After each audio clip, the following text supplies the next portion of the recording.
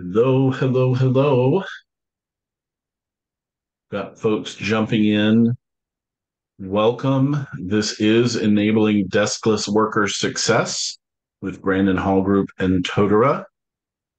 While we're giving folks a moment to find us and click through and figure all of that stuff out, I want to say welcome. My name is Matt Pittman. I'm a principal analyst with Brandon Hall Group. If you would do me the favor of finding that chat window and letting us know where you're joining us from today in the world, that would be great while we wait for folks to get fully on board. So I am in what is actually truly sunny South Florida today.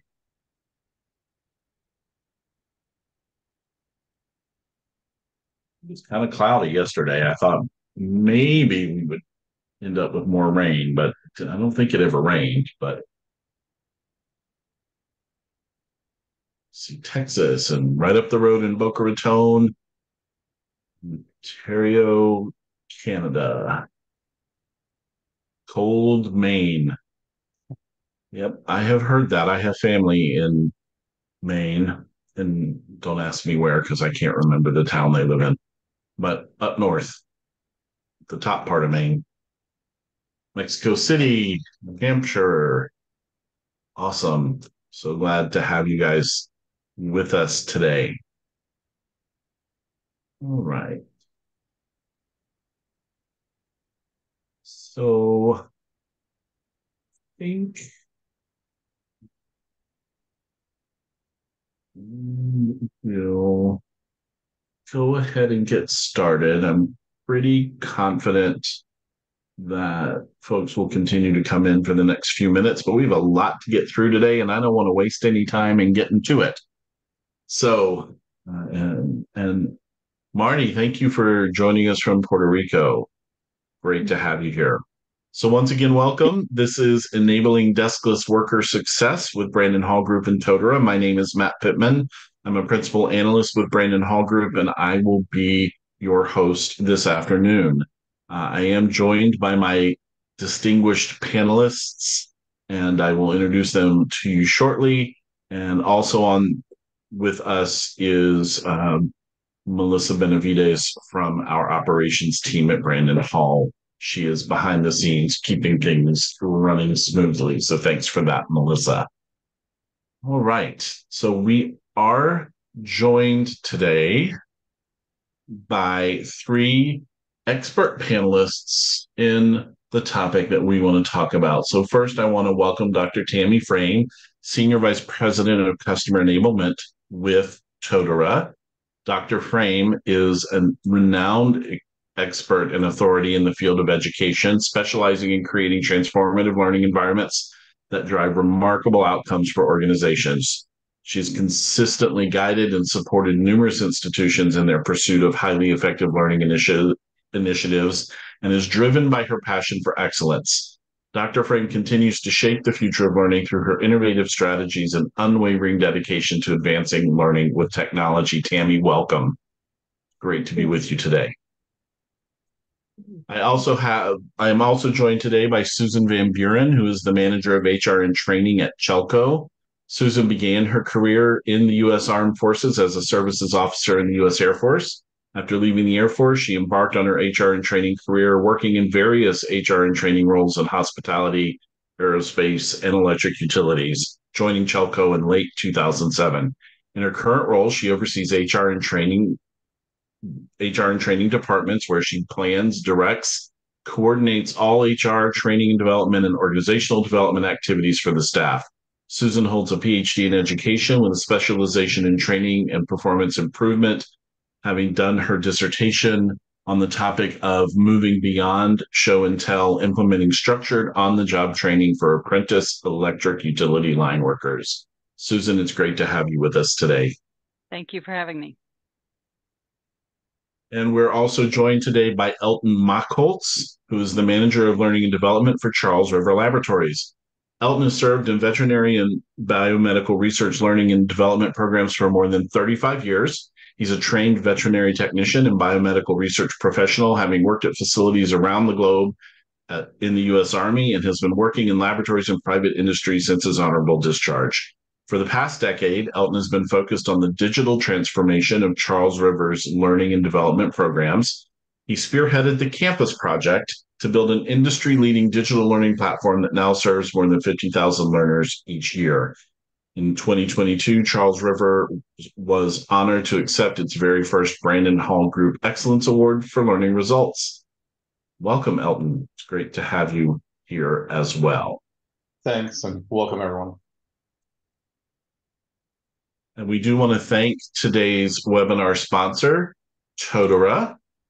Totara is the most adaptable, flexible, and comprehensive learning technology platform on the market. Give your people the power to do their best work with a set of uniquely flexible and integrated tools, combining a comprehensive enterprise LMS, collaborative knowledge sharing, and advanced performance management. Totara's Learn, Engage, Perform suite unlocks lasting organizational success. You can learn more about them at Totara.com, and we encourage you to check them out. If you are unfamiliar with Brandon Hall Group and the work that we do, we work with organizations to help them achieve excellence in their human capital management practices. We do that through our membership research program, our preferred provider program, and I'm perhaps best known for our excellence awards, which you heard mention of in Elton's introduction. You can learn more at brandonhall.com about all of the different ways we partner with organizations to help them succeed. But at the heart of what we do at Brandon Hall Group is our research. And so we, at any given moment, you'll find a handful of open surveys on our website. And we have a few going on right now that we would love to have your feedback on. And in fact, we just launched last week our HCM Outlook survey for 2024, where we're looking at how organizations are projecting into this new year their approaches to all things learning, talent, and HR related in this new world of work that we find ourselves. So if you go to our website and click on open surveys, that'll be in the upper right-hand corner of the screen. You'll find those surveys. Please add your important voice to that conversation. This is a Zoom webinar. We want it to be as interactive as we can possibly make it. You've already found the chat window. You also have access to the Q&A panel. We will be doing formal Q&A towards the end of our time today. So feel free to drop your questions for the panel in that Q&A panel, and be on the lookout for some polling and other types of interaction as we go. In fact, let's test this. If you will do me a favor and find in the, I believe it's in the lower left, but it's somewhere towards the bottom of your screen, there's a raise hand button. I would love to see folks click that just so I know that you know where it is. Awesome. I see those hands going up.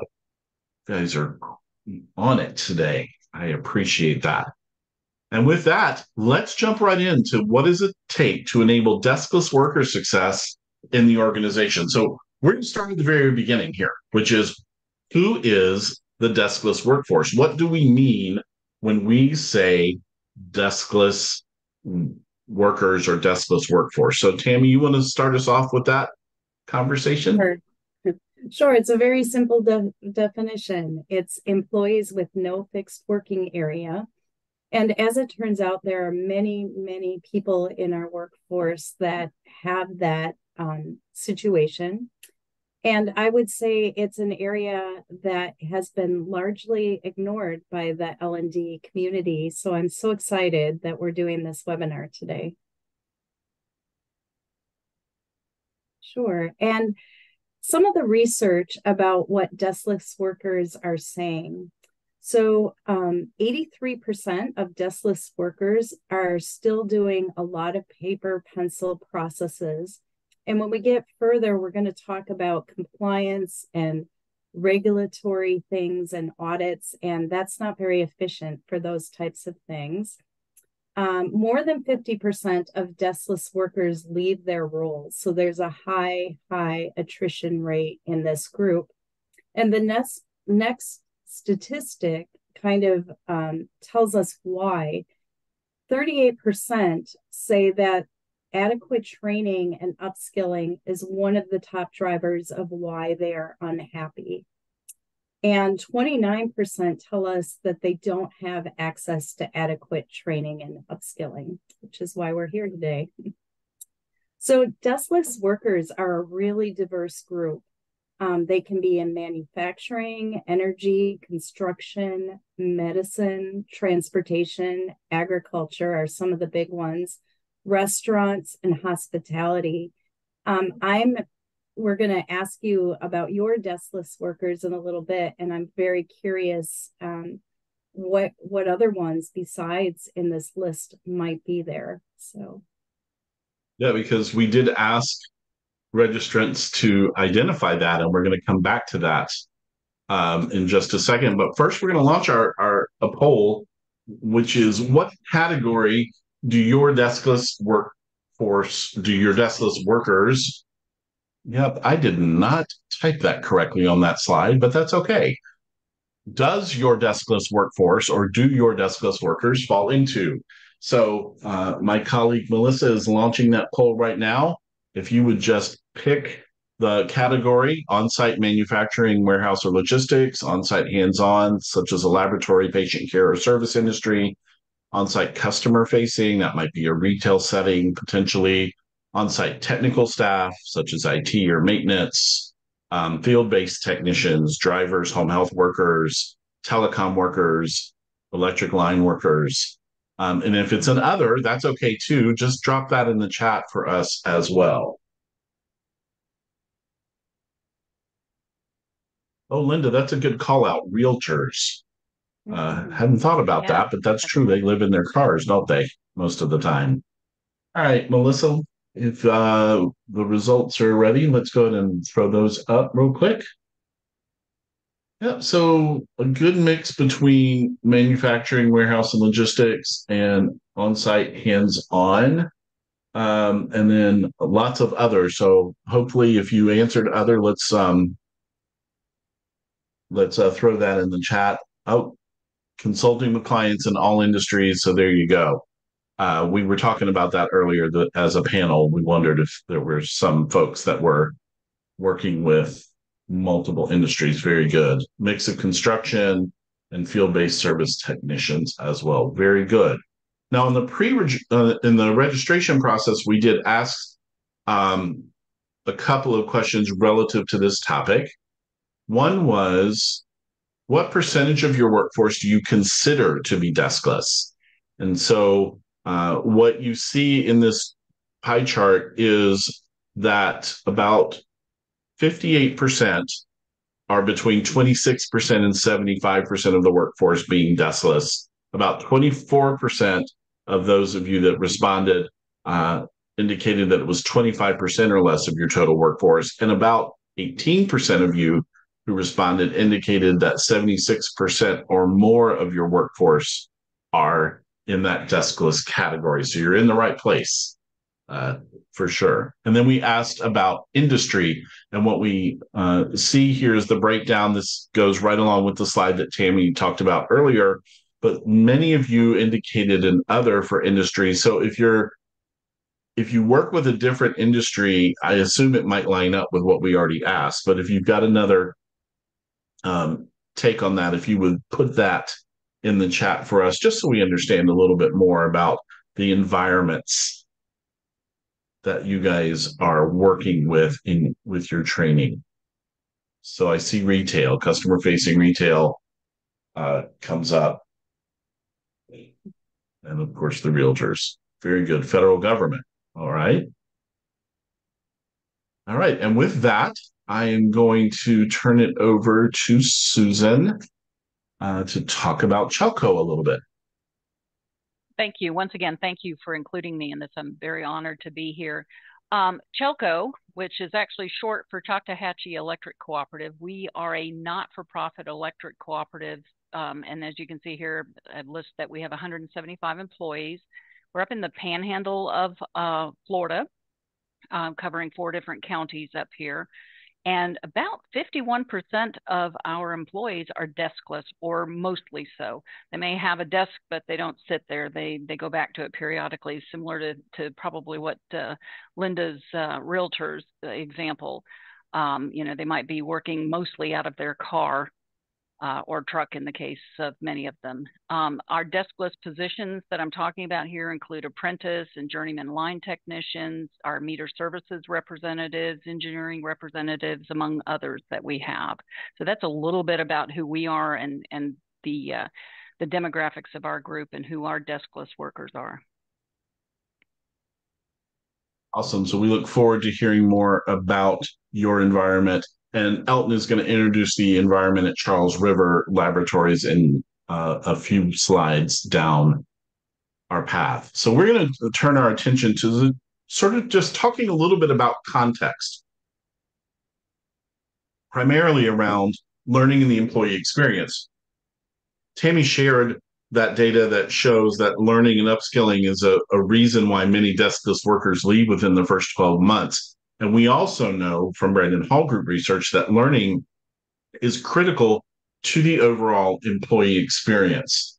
Earlier this year, we did our study on the employee experience and whether or not employee experience was actually living up to what leaders and executives were saying or expecting or thought it was. And we asked about what are you working on to improve your employee experience? An investment in employee training and development programs to enhance skills and knowledge was the number one focus of improvement to the employee experience across the board, inside North America and outside of North America as well. And there are other aspects there. Introduction of a new employee onboarding program, which is a learning focused program, and other employee experience focused opportunities. The other question that we had, in a study we did last year, which was on the concept of personalizing learning. And this is really important when you start talking about this mobile deskless environment, because learners who are out and about and aren't anchored to a computer all day like I am have a different mindset when it comes to learning and a different set of needs when it comes to learning. So we've asked organizations, to what extent is your organization delivering personalized learning? And most are right in the middle, just above, not at all, and right about somewhat, as opposed to we're doing it a lot. So we know that there's opportunity for organizations to get better. And earlier in 2023, for our annual benchmarking study, we did ask, what are the great challenges that are being faced by your organization's learning and development function? And some of the things that I apply to our topic today are around those things of providing that employee personalized learning to meet their needs. Limited budget, always a challenge. Limited staff, always a challenge. Upskilling employees at the speed of business. Things are changing a lot. New tools, new technology, new opportunities, and we need to keep pace with that change. But how are we going to do that? Developing competencies and skills for the learning team in support of that. All of those things can definitely come into play when it comes to our deskless workforce. And we asked in that same study, what extent do you consider the following to be challenges in delivering personalized learning at scale? And it lines up with the deskless environment as well. Managers not playing a large enough role. We're going to come back to that. Culture built on event-based learning or classroom-based learning. We're definitely going to come back to that. Don't have the right technology in place. There's a lack of understanding of learning principles. We believe it would be too difficult to administer and maintain. I imagine these are things you've heard from clients before, Tammy. Yes, we have. Absolutely. And then as we move on from some of this data and just the current state of the learning environment, what we asked organizations, what do you think will happen to the use of the following learning modalities in your organization? And these are learning modalities that serve the deafless population. So in most cases, we're seeing an increase or no change in things like performance support, paper-based checklists, and the like, microlearning, online performance support, things like a WalkMe tool or a on in-app tutorial, mentoring, coaching, and shadowing, and on-the-job training. All right. And I am going to, in the interest of time, going to cut past this slide. You will get a copy of this presentation in an email within a couple of hours after we finish our time together today, but I want to get to the heart of the matter. So, a lot of training, a lot of learning in organizations happens in fairly predictable, traditional ways. But when you start talking about training beyond the desktop or beyond the classroom, what does that look like? So we asked you as you registered for today's session, what are the challenges that you're facing in delivering learning to your workforce? So we saw uh, a lot of responses around we're used to live in-person classroom training or a lack of manager involvement, or we don't have the right technology to build or deliver content, or we don't know what our deskless learners need.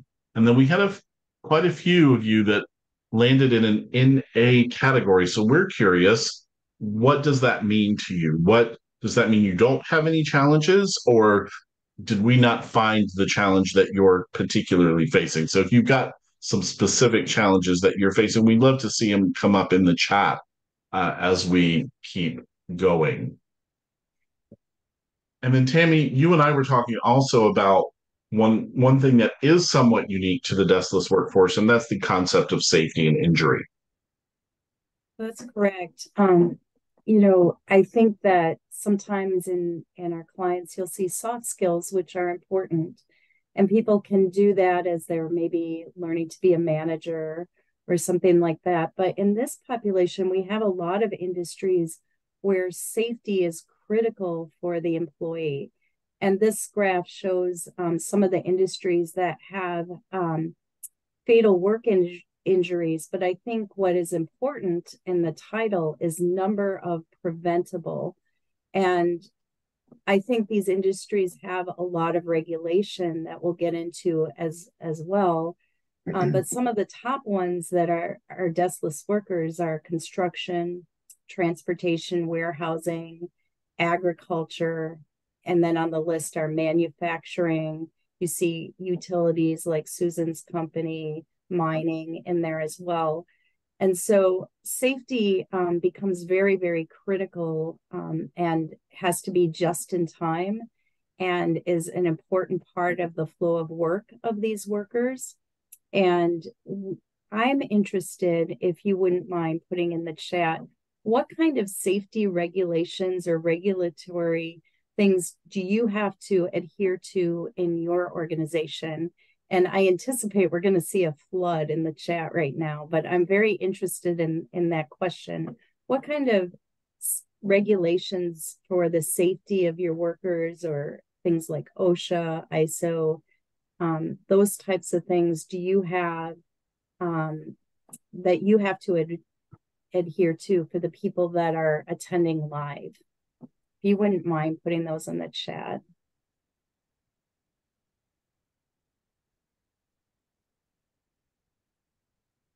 Oh, we're waiting for those. Let's talk a little bit about the challenges at CHELCO. Thank you. To build on what Tammy is saying, regulatory requirements is one of the challenges that we have, most certainly in ensuring that we meet those safety and other requirements. You can well imagine these folks, a lot of folks may not even realize, I didn't before I came to work here, that work on these systems a good bit of the time, they work on them live while they're energized. Otherwise, if they didn't, your power would be going out on a pretty regular basis. So obviously, you can imagine that means there are definite safety concerns and training that has to occur. Documenting training was another thing, because not only do we have to do the training, but, you know, and maybe I'm putting my HR hat on here, but I'm also putting my training hat on. If we don't have it documented, it didn't happen.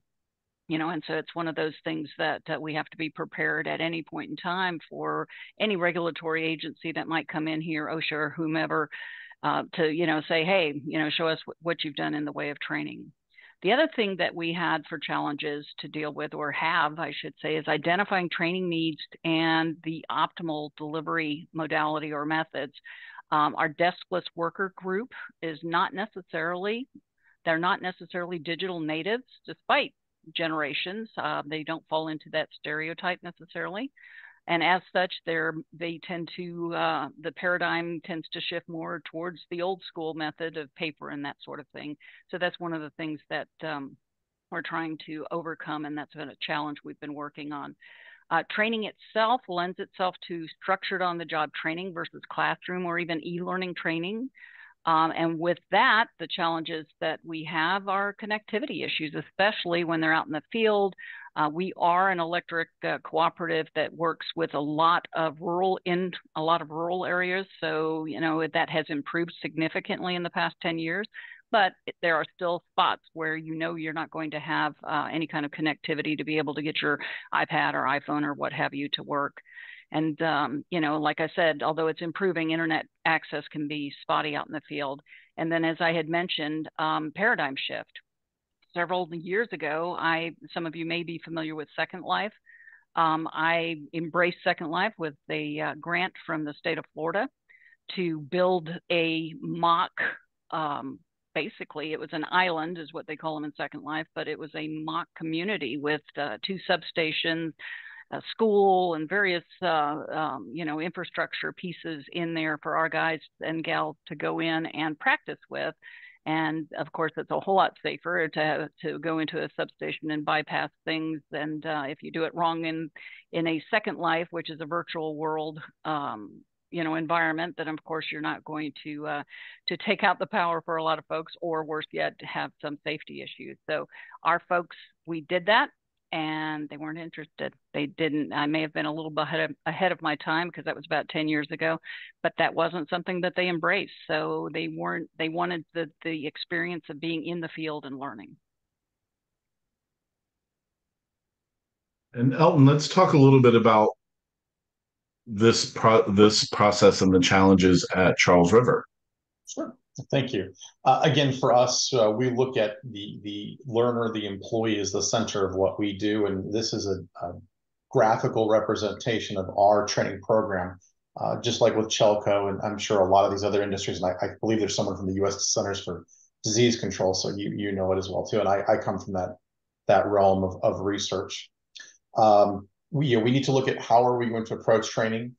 As you can see in the center graphic, the employee, the learner, becomes the center of everything that we do, and the different approaches that we need to take. And I want to emphasize that something that Susan had spoken to is there may not be one best solution. You may need to blend your learning to meet the needs of the broader audience. And that's one of the things that we've tried to emphasize at Charles River and with the programs that we've supported. And then ultimately looking at the outputs or the metrics and measurements. One of the frustrations and one of the celebrations that I have is, you know, we do some wonderful things and we create all this data and we can promote all that. And for example, we won our first Brandon Hall Award last year.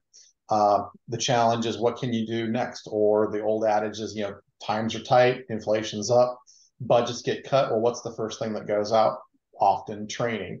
What do we need more of? Training. What's the problem? Training. And the reality is that being able to use that data and drive our decision-making, drive our actions based upon data, models everything else we do at this organization, and I'm sure other organizations as well. But having that well-defined and giving to leadership or to the organization or to our shareholders, why is this important? It's got to be more than, you know, just a number on a page or a check in a box. It's got to deliver performance. We have to deliver good science, and we have to do that safely, not only for our employees, but for the animals, because I work in vivo research, as well as to the environment. You know, we don't want things getting out. And All joking aside, one of the challenges that we face is I have staff that work in biosafety level facilities. So they'll often be referred to as biosafety level 3 or 4, which is one of the highest levels of containment.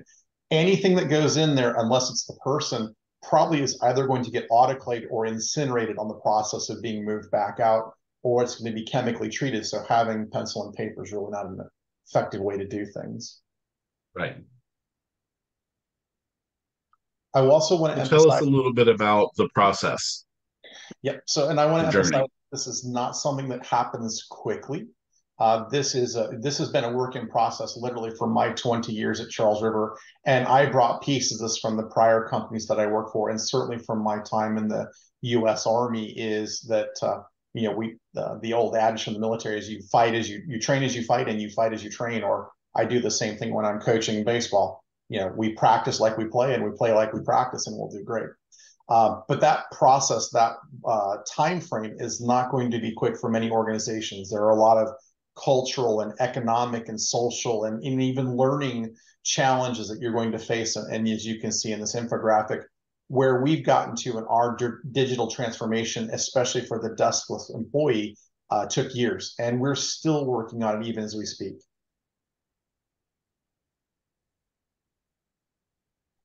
Again, I want to introduce to us, since we're really talking about the deskless worker, talk about the technical training program. So those hard skills, those hard knowledge and abilities that our staff need to be able to do. And we developed an approach called TASK, which is an assessment for skill and knowledge. This serves as our standard assessment process, and we'll kind of go into it a little bit in depth. It was something that actually has been taken from literally a general concept that we kind of taught trainers to do but didn't really document well, into documentation, into digitalization in basic forms for record keeping, and then eventually into the learning management system, and now into a completely digital assessment process through our current LMS. Again, in this case, the assessment has to be developed usually using some form of standard operating procedure, business operating procedure, some policy or procedure, but standards in which we can assess whether you are based in Chengdu, China, you're in Freiburg, Germany, or you're here at my facility in Frederick, Maryland. We can say that you've met the same standards, or where there needs to be differences or nuances for any staff, we can address those as well. But making sure that when is an audit or inspection, or there is a review of the procedures, that they are, there's a standard everyone's met, and that way there's no question about that level of performance.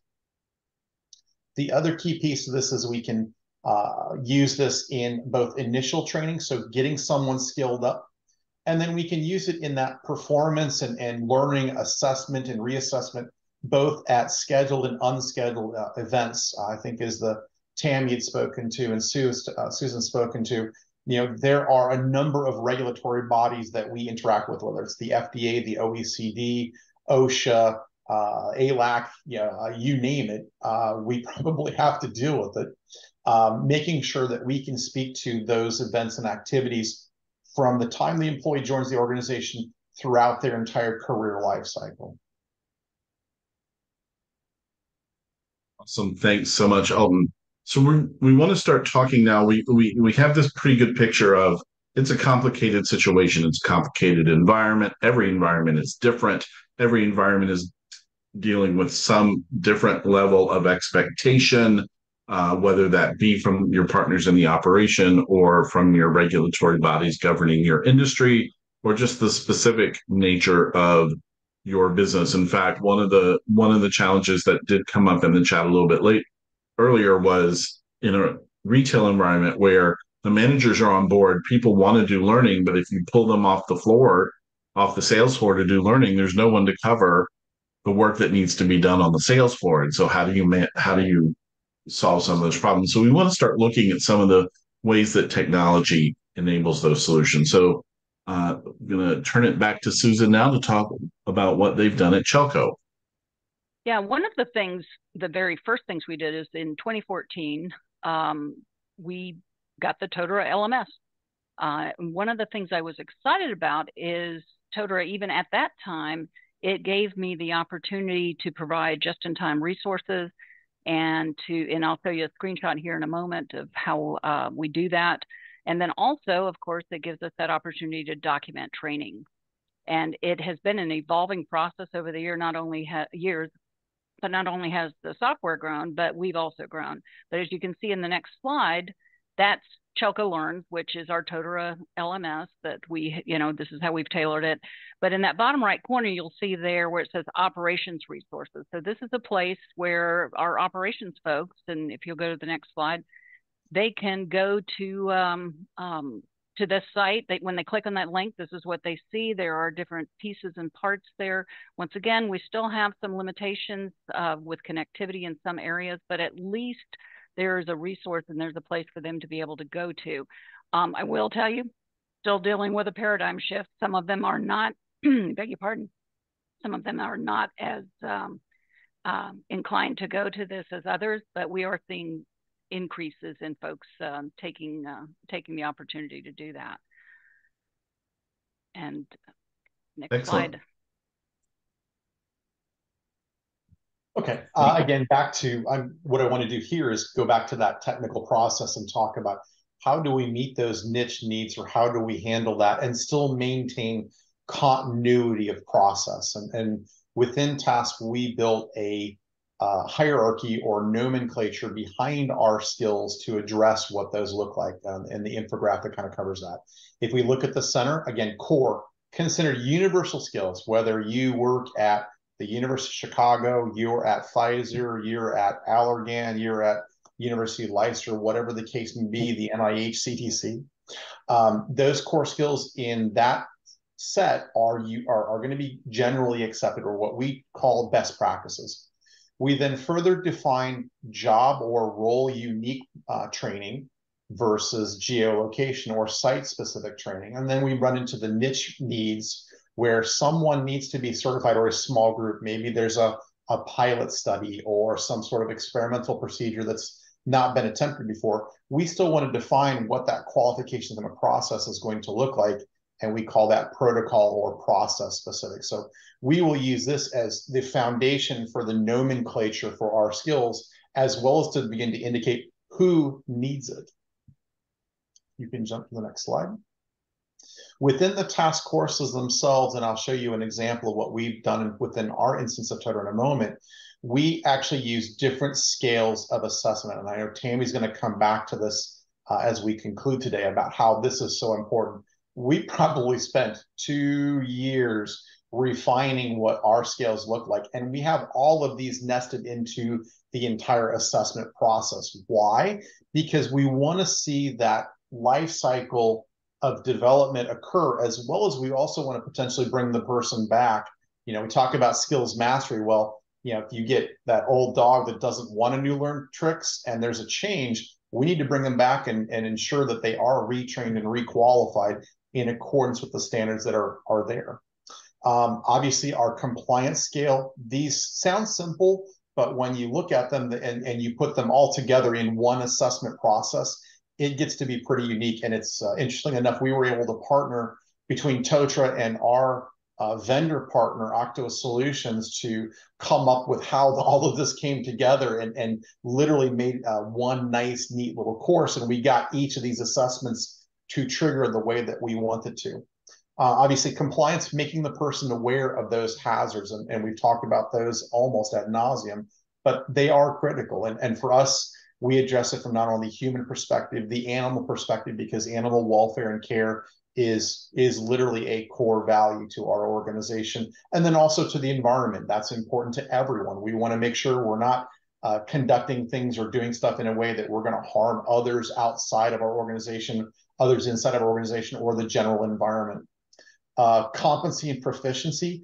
These talk about, again, the ability to perform a skill, and then the qualitative and quantitative assessment piece. So, yep, I can do these steps and I can perform them, but can I do them in 40 times in an hour? Can I do them with 80% accuracy? Can I do them with 100% accuracy? When we're talking about lives, whether it's a man or it's a mouse, it matters. The work that we do leads to cures and therapies for a variety of diseases, and I won't go into them today, but making sure that our technicians, our deskless workforce, can do that day in and day out and be consistent simply produces good data. Good data represents good therapies, and good therapies are what allow us to live longer and healthier lives. Last but not least, we lead that into the overall scale of performance, or certification is the term that we use for our skills. And you can see that that models a lot of what you would may be referring to, or may have referred to, or aware of as the conscious competence model for skills. We simply provided different labels for those elements, simply because we don't want to tell somebody they're unconsciously incompetent. That's a little mean. But we do want to define what that looks like along that spectrum of learning, because there are some skills you're going to pick them up in an hour. There are going to be others that we have technicians that may spend 3 to 6 months developing before they're finally certified on.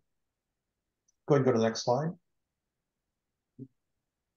And so, Tammy, talk to us a little bit about some of the technology that supports deskless workers. And we want to get really this last section that's coming up is really where the rubber meets the road. It's how we've gotten that deskless worker success to happen. So talk to us a little bit about the technology tools.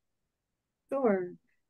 As we said at the very beginning of the webinar, Totara is the most flexible LMS on the market. And some of the tools that our deskless workers tell us that are really able to fit in their organization to support these types of workers, and I'll kind of go through and comment on each one. I think observational checklists are critical. That, this is performance-based. It's you're on the factory floor. Can you add the right percentage of chemicals into that machine or that process? And it's not like you take the online course once and pass it. And so knowing where the gaps are, knowing where people are in that process, and the technology that Totara has supports that just in time on the floor learning. Having the ability to build flexible workflows, because these are often high regulatory environments, you might need sign-offs. You might need to document things for OSHA or so on. So I've read and accepted the safety policy. My manager has shown me how to use the fall arrest system. I went through the online course. I have been observed using it correctly. I'm good to go. And documenting all of that through the system and being able to build those kinds of workflows for documentation, things that you would probably do pencil paper, but technology can do so much more efficiently and report on. Data-driven dashboards for those managers and supervisors. Who do I need to assess? Who do I need to maybe move into the next level? Who has gaps that I need to address for safety or things like that? Career pathways. In the beginning, we talked about these deskless workers having high attrition rates. The ability to automate what they need and to address the gaps in real time, and also to know what is my aspirational position, and that can be tracked and worked through Totara as well. Susan talked about central repositories. Totara Engage is great for that. That's a great place to put all of your SOPs, your documentations, the things that people need at their fingertips. I think a unique thing that Totara Perform does that I really love, back to Matt's research, is achievement paths for personalized learning. So you can have multiple ways that people can achieve that competency, or maybe some competencies are more performance-based, but some can be handled more in an online course, or maybe it's a combination, like first you need to do this online, but then we need a performance assessment, and you can build those out in our very flexible platform. Reporting to get the KPIs that you need, or whatever, if you have OSHA or ISO with audits, that you can design your reports in the way that they need to be, and that you can get them immediately, dynamically. We talked about mobile friendly. That's critical. And Totara is mobile friendly because these workers are not at a desk. And again, I would just say the whole tracking, I'm not sure it's possible in pencil paper often to do that efficiently, or I hear from clients that they are passing audits easier because everything can be just shown. This is the competency, much like Elton was showing. These are how we track that. I can bring up any employee. Susan can do that with her Totara environment too, and show it. And then I just want to call out too what Susan was saying earlier about a lot of this population isn't great, or maybe isn't as comfortable with technology. And I do think it is a paradigm shift, as you said. And even this week, Susan was telling me that we're thinking about doing things slightly different with Perform, and we made a prototype. But then she brought in some of the people who would be marking the competencies and some of those line managers, and asked their opinion. Would you be able to do this? How is the UI? And they said, yes, we think we could do that. But I think it does take input from all of the stakeholders early in the process. And it's kind of a leadership initiative too. Absolutely. So let's talk a little bit about what this looks like in practice. Well, just to, in the interest of time, I'm going to hit just a couple of the points that are on this slide. Regulatory requirements we've already talked about, I think. And on-the-job trainer training skills, that was another thing that we considered to be a challenge and a mandate for us. And that was that those folks in the field who are conducting training need to know how to do that. And so we actually used the structured on-the-job training methodology that has been pioneered well before my time. In fact, dates back to initially World War I and then to World War II, and has been proven and effective in a number of industries. And so we actually have a on-the-job trainer course that we put our folks through to assist them with that process. And we've talked about standardization and documentation, and the Silver Tsunami, I think all of us know what that is part of the mandate we had, is to make sure that our new folks of workers are learning all of the things that those who are about to retire are taking with them. So we're trying to pass that information on. So that was a mandate we had. Next slide, please. So obviously why it's important, I think the most obvious reason is risk management. And also we wanted to gain efficiencies in training versus using that follow Joe method. And one of the other things that, Stephen had mentioned in the chat that I thought was interesting, he talked about, one of his challenges is, identifying the knowledge gaps for those deskless workers. And we found that that was one of the important things for us as well. Next slide. So what we did, first of all, as was already mentioned, we got that leadership buy-in at all levels of leadership in order to make this work. We also, very importantly, conducted training task analyses for each position. And that was not something that we started from scratch. We found some resources out there, which I'm going to put in chat right now for you, that were excellent resources and that are free. And forgive the Air Force bent on some of those resources that are available for what I'm listing here, but there are a number of places that you can go to and get pre-done listings of tasks and those sorts of things, and then you just take that and you work with your subject matter experts to make it yours and to modify it and tailor it to your organization. And then the other thing, as I had mentioned before, is that we trained our journeymen and our subject matter experts in all of our fields on adult learning and structured on-the-job training methods. And when you get the slides for this, that hyperlink that's there gives you a little bit more detail of what we did. It goes to an article that I co-authored several years ago with some folks that goes into more detail about what we actually did. Next slide, please. So as I mentioned, we did the task analyses. You've got the resources in chat of some of the things that we used. The other thing that we did is we took advantage of, quite frankly, our tax dollars at work And we used the Air Force's learning proficiencies, that their methodology for doing that allowed us to identify what people needed to learn at each stage and each time period. Our apprentices go through a 4-year period, and we've got that divided up into 8 6-month modules.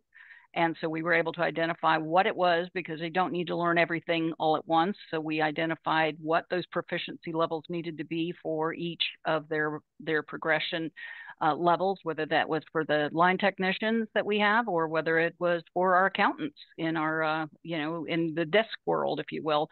We've taken advantage of that. And on the next slide, I can show you how we used Totara to document that. And so people can go in, or the trainers can go in and document the proficiency level. We kept our scale. Quite frankly, I stole it from the United States Air Force. I'd be lying to you if I said that I created this myself. I wish I could, but I didn't. I felt like this was already modeled and working well, so I took advantage of it. And so we just used a very simple scale of whether they were able, needed improvement, or unable. And the Totara tool allows us to go in and have our folks go and mark that. Next slide, please. So progress that we've made, we've done, I would say that the task analyses, and you'll notice I have that in quotes, complete, because they're never complete. We try to go back and look at all of those every 2 years just to make sure that any new equipment or anything that might have changed has been documented. And then, of course, we're in the process of building a resource library in CHELCO Learns, that will allow our folks to go in there and pull resources to assist them with training others or assist them in learning. And then, of course, we're working on trying to shift those paradigms.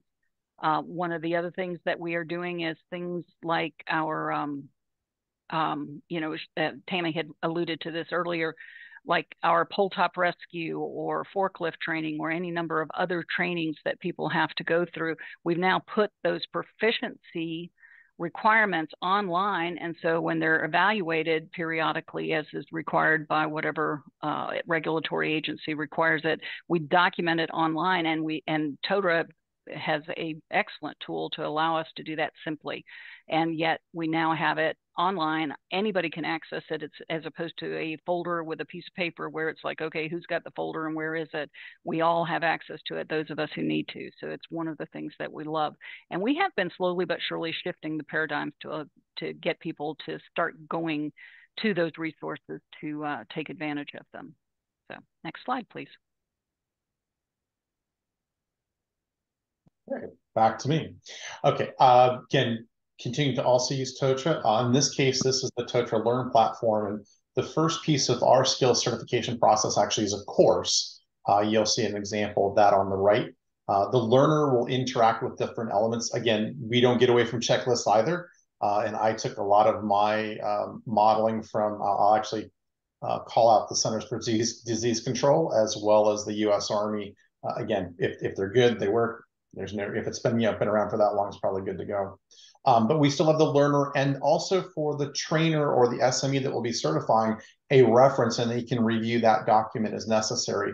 Next step is to go through a risk acknowledgement, so understanding what hazards to them, once again to the animals and also the environment, again, and make them acknowledge that as part of that process, moving them from not trained to trained, and also going back to a little bit of CYA, because the argument is, well, I wasn't trained that way. And we go back and we look at, well, there's the checklist you acknowledge, you reviewed, and here's the risk assessment you went through. What changed?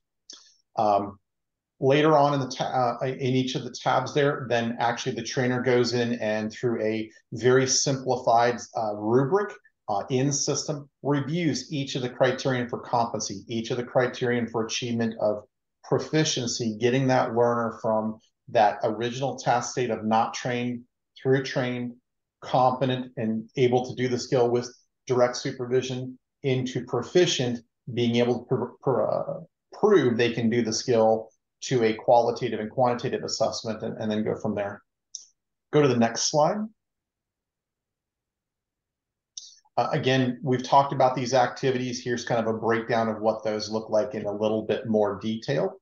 I'll, for the sake of time, kind of skip through these, but you can see that workflow. And again, this applies to our core skills, job or role specific at the site.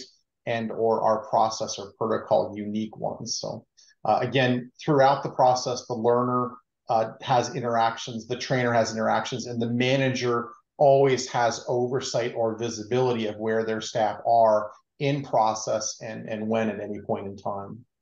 Go ahead and go to the next slide. Again, how do we link these? So I'm going to take a little different approach in regards to, since we don't have a lot of standardized rules, you have someone who's going to take care of mice or take care of zebrafish or a monkey or perform a toxicological study. We can't really find copies of those in even common industry. So a lot of it goes back to having well-defined job descriptions, and I want to talk about that. And here's an example. These staff literally work in biosafe barriers where they are managing the animal colonies. And if they make a mistake, those animals may lose their lives because they've been contaminated. So we have no room for error. And these staff, they are phenomenal, dedicated individuals. I've been privileged to be part of CHELCO for 20 years. Go ahead and go to the next slide. So how do we get to that? Again, number one was we start with the person's position or job description, whichever term you prefer to use. And in partnership with our human resources group, the training team will actually do a shredding process. And you can see an example of that where we will go through and color code, highlight what skills, and then reference a skills chart for our competency set. So we take individual skills, combine them into a set of skills, and then that becomes the overarching competency in our LMS platform to be able to define that. That shredding process, ironically, was kind of interesting because one of the things we learned is that our HR and leadership management team needed to go back and further define their JDs for staff better as part of that process, because we were missing skills or they had skills that really weren't relevant to the learner. So it's a nice reinforcement and review process working with them to improve them to the state that they are. Go ahead and go to the next slide. Once again, using the LMS platform, I want to emphasize that simplicity of viewability to the learner, to the employee, and to their manager is critical. Again, this is an example of a typical perform interface that the learner would see there. Each of the competency frameworks that they've been assigned at the top in a percentage value, and then down below a more detailed, in this case, spider chart that shows in the area of blue their current level of performance among each competency set, and the required level in green that they need to work towards. So they can see this not only in 1, 2, 3, or 4 competency frameworks they've been assigned related to skills, related to health and safety, related to leadership development, but they can also have that aspirational or a custom role created to meet their niche needs or the needs of the organization from a workforce planning perspective. We may need to bring people in to help fill gaps where we don't have them, or someone may want a non-traditional learning track to get to where they are, and we may be able to, and we are able to help support those efforts. Go ahead and go to the next slide.